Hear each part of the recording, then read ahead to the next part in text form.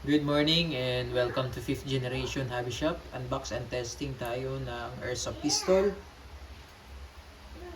Ang video na ito ay para kay Sir Delphine. So this is the Glock 17 Gen 5 Airsoft Pistol by WE. And so this is the brand. Model Glock 17 Gen 5. All black. Airsoft Pistol. Made in Taiwan po siya, guys. Ayan. Okay, so it comes with free. May libre na siyang gas. Green gas, standard power. This is number 12 pop dyno. And also comes with free 0.23 grams, 4,000 shots. Jer brand, plastic BBs. Libre na siya. And nag-order si Sir ng 2 extra magazine for Glock 17. Okay. And also comes with free silicone oil. Let's open the box.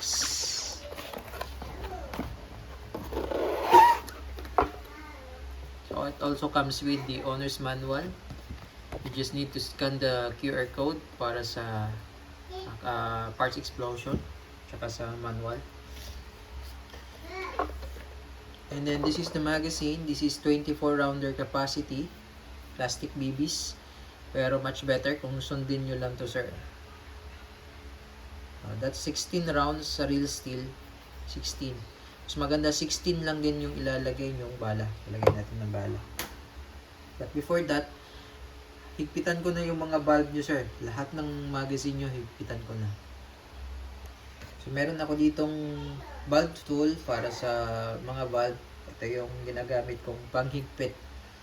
Okay, so meron din tayong available na ganito, sir. So, ngayon, lalagyan ko ng silicone oil lahat ng magazine mo, sir, at hihigpitan ko po.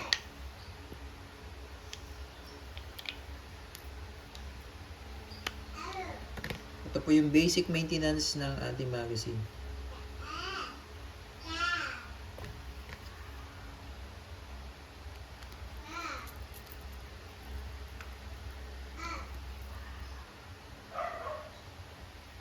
Yan. Kaya ko po siya hiniigpitan kasi from the factory maluwag talaga yan. Ayan.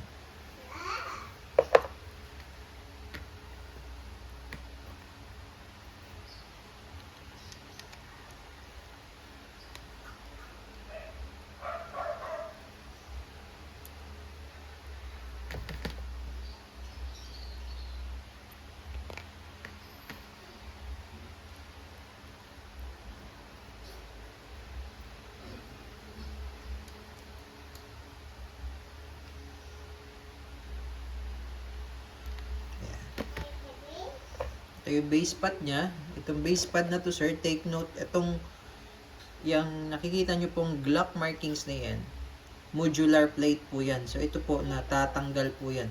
Nare-remove po yan. Take note, sir, baka malaglag. Pwede nyo itong, pwede nyo itong tanggalin, then lagyan nyo siya ng pandikit para hindi malaglag. Pwede kasing malaglag yan. Modular plate lang yan.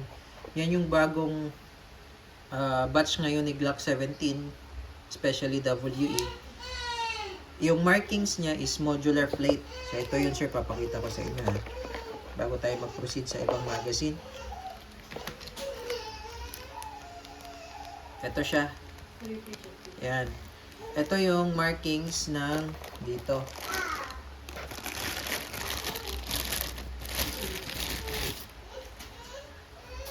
Ayan. Ayan yung markings. So, mapapansin nyo, nakuka siya, di ba? So, ito yun. Yan yung nilalagay dyan. So, ilalagay ko na, sir, ha? Or kayo na lang po ang maglagay. Ayan, ito. Para pwede nyo siyang malagyan ng pandikit. Ayan. Ayan, katulad nyan, no? Ayan. So, ito po, nilalagay siya dito.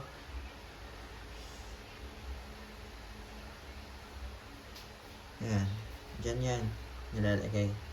So, yung nakalagay po dito sa markings, kasi dati kasi, yung markings na to, ayan po, ito ipakita ko lang sa inyo, ayan o. Made in Austria, Glock, ayan, Glock Inc. Ayan, US patent number. So, meron na siyang patent number. Before kasi, yung Wii, pending pa yung patent nila. So, ngayon, na-approve na yung kanilang patent. Kaya, nagkaroon sila ng ganito. Pero, modular siya. Hindi siya talagang nakadikit dito sa grip. Yan. Pwedeng kayo na magtanggal, maglagay. Lagyan nyo lang muna siya ng pandikit dito. Or kahit glue, pwede. Tsaka nyo siya ilagay. Yan. Para hindi siya tanggal. Pangit kasi pagka natanggal yan, ganyan yung itsura niya. No? So, kayo na lang sir maglagay para malagyan nyo siya ng pandikit. Mahirap din kasi siyang tanggalin pag nailagay na. Tapos, ito naman, ito yung yung sa backstrap. Lock yan pin. Ito yung backstrap niya. Yan. So, dito kasi yan sir, sa likod. Yung backstrap. So, itong pin na yan, yung locking pin na yan, kung gusto nyo ilagay yung backstrap, tatanggalin nyo yan. Tapos, ilalagay nyo to. Then, kailangan yung ilagay yung locking pin na mahaba. Ito.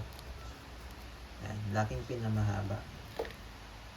Kasi, pwedeng malaglag din to wala siyang lock.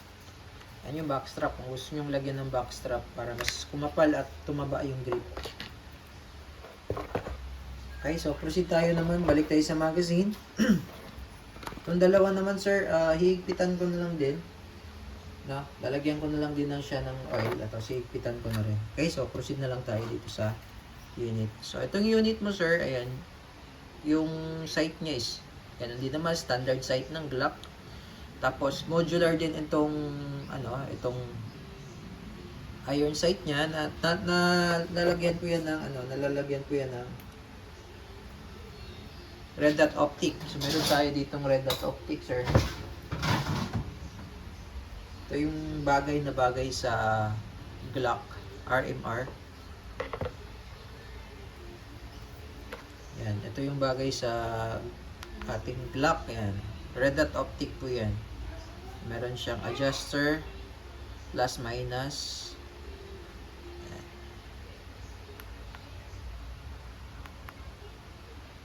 Ayan. So, ito yung pwede sa ating, kung gusto mo siyang lagyan ng red dot optic, so, imagine lang, ito kasi itong mag base, ito yung tinatanggal. Tapos, itong itong mismong ito, yung isasalpak dyan. Meron tong kasamang plate. Pag bumili kayo ng red dot optic, may kasama siyang plate sa Glock.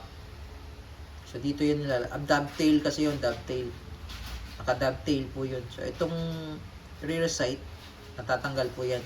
Meron kasi yung, baklasin ko sir ha. Meron kasi itong screw sa likod, ayan o. So, pag ni-remove mo yung screw, mahuhugot mo na itong itong rear sight. And then, meron yan kasamang, pag bumili po kayo ng optic sight sa amin, may kasama siyang dovetail, ayan, plate. Ayan, ito yung i-insert dito. So, ayun po. So, bagay siyang lagyan din ng red dot accessories. Meron din siyang, pwede din siyang lagyan ng flashlight. Ayan, flashlight. Kasi meron siyang rail. So, ito, nabaklas na natin yung slide. Lalagyan ko lang po, sir, ng oil.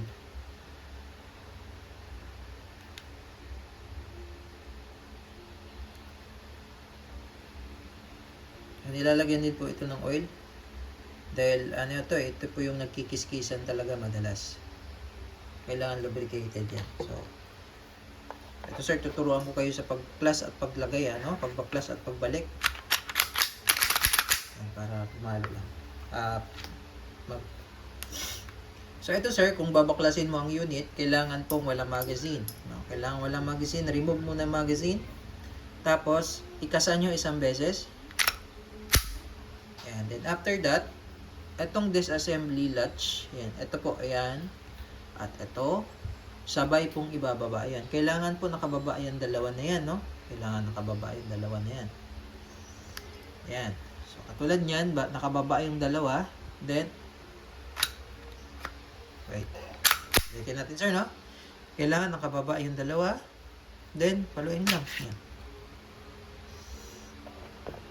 Okay. So, ito po, nare-remove po yan lahat. Yung recall spring assembly, barrel, nare-remove yan. Tingnan nyo, sir. Ayan.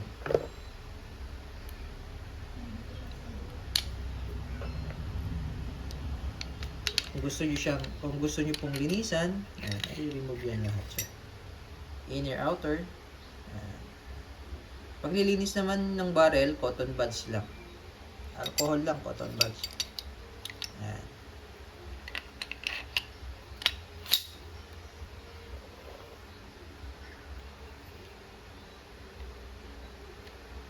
Ayan. Pinakita ko lang sa inyo, sir. Tapos ito, take note, meron yung lock din. Ayan, o. Yan. So, dapat sasampa siya dito sa may butas. Yan. No? Yung lock na yan.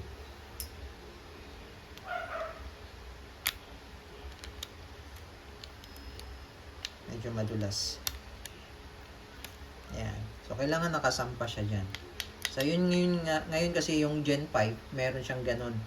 Meron siyang butas. Sa Gen 4, Gen 3, wala. Isasampa mo lang siya. Ito may lock. So, ito, katulad niyan, may lock. So, hindi siya magalaw. Hindi gumagalaw yung recall spring rod. Okay? So, ayan, sir. Ngayon, ang pagbabalik naman, ito, pasok mo lang siya dito. Ayan. Dire-diretso lang. Take note, sir, huwag niyong kakalabitin, ha. So, ito po. Nakababa dapat yung kanyang hammer assembly. Nakababa dapat. Huwag nyo siyang kakalabitin. Kasi pag kinalabit nyo, pwedeng humarang yan. Ayan, ganyan lang. Huwag nyo siyang gagalawin yung frame. Tapos dire-diretso lang. Sige na. So, ganun lang siya. Ganun lang ang pagbabaklas at pagbabalik ng slide. Same lang din siya sa block na real steel. No? So, ito po ay Gen 5. So, ibig sabihin, yung whip po na Gen 5, wala na pong marking sa slide yan. Wala na pong marking yan. Ang Gen 5 po ay ambidextrous slide stop, slide release. So, magkabilaan na po yan. Yan. So, yan po yung Gen 5. Okay? Okay, so tapos ko na pong, nahigpitan ko na po yung mga valve ng 2 magazines nyo, sir. Yung dalawang extra magazine. So, ito yung dalawang extra magazine. WE din siya. Ayan. So, nahigpitan ko na rin po yung mga valve niyan. Pati inlet and outlet. Ayan. So, ngayon lalagyan natin, sir, ng bali 3 magazine na yung marireceive nyo kasama yung stock. Ngayon nalagyan natin siya ng bala. Okay, so dito naka-indicate naman yan, no? Naka-indicate naman dyan 16, so mas maganda sundin nyo lang yung nakalagay dyan para hindi siya compress. So sa ngayon, sir, lalagyan ko lang siya ng konti for testing lang naman. At 8 lang. 8 lang siya. Kaya ko po ina-advise na huwag nyo siyang punuin sa 24 kasi yung spring ng airsoft natin malambot lang yan. So pag palaging puno yan, laging nakababa yung spring, katagalan, lumalambot po. Mas magandang hindi siya sagad.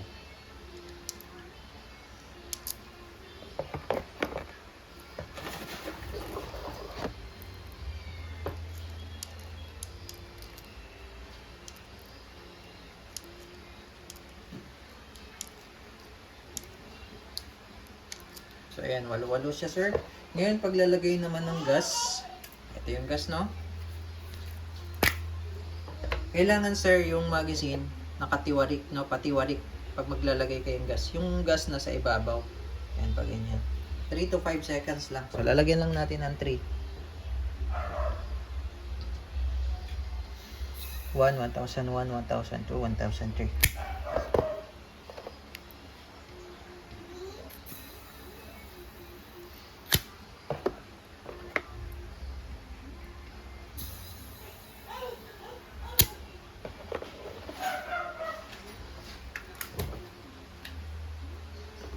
sir. So may mga gas at bala na po yan. Okay. So ito, hindi naman kayo malilito. Yung stock na magazine, mismong kasama ng unit, Glock lang ang markings. Ayan, oh. Ito yung modular eh. Nare-remove yan. Pero yung sa extra magazine, merong nakalagay, We Tactical, made in Taiwan. So ito hindi siya modular. Ito yung dati kasing design. Dati pa tong design ni We. Pero yung ngayong bago, ganito na. Modular na yung plate niya. Okay, so testing muna natin yung stock. Then proceed tayo sa 2 magazines. Okay, testing po tayo, sir.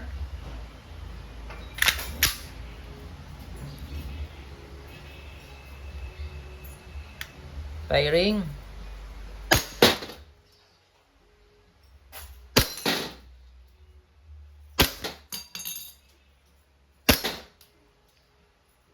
So, ubusin ko lang yung bala, sir, hanggang sa mag-open slide, no? Ayan. So, open slide, ibig sabihin wala ng bala. Ayan. Release ng magazine. Ayan. Tapos, testing natin yung dalawang mag.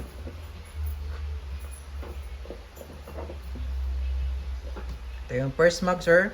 8 rounds. So, sa Glock po, medyo lakasan nyo lang yung salpak, sir, ha? Kasi pag medyo mahina po, pwedeng hindi mag-lock, pwedeng malaglag habang pumutok kayo. Ayan. Medyo lakasan lang. Tapos, ito, hatak. Release.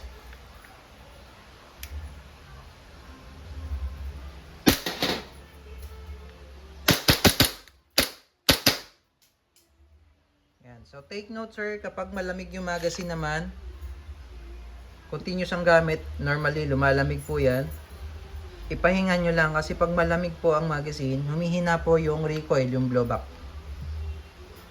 Then take note po, ito po, normal lang po yan. Gumagalaw talaga yan.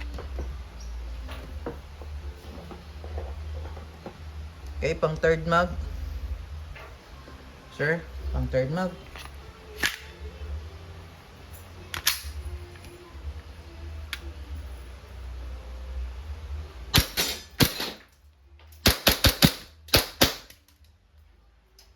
Okay, all goods.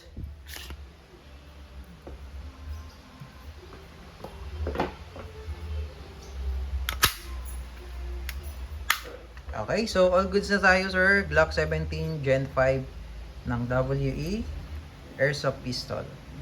Gas blowback Airsoft Pistol. Made in Taiwan. Okay, thank you, sir.